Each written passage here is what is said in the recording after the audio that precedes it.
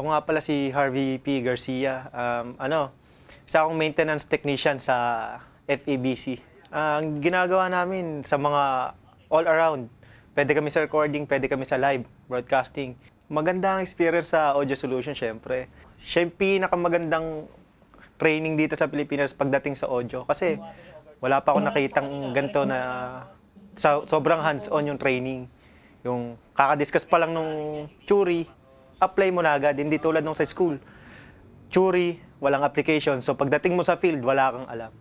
Siyempre, pagka nasa trabaho na ako, alam ko na yung ginagawa ko, hindi yung basta, kailangan ko lang iakyat tong fader na to para dito to. Pero ngayon, yung fader na yon, alam mo na sa tenga mo, maririnig mo sa tenga mo kung para saan siya. Alam mo na kung kailan mo siya gagamitin kahit ikaw na lang mag-isa.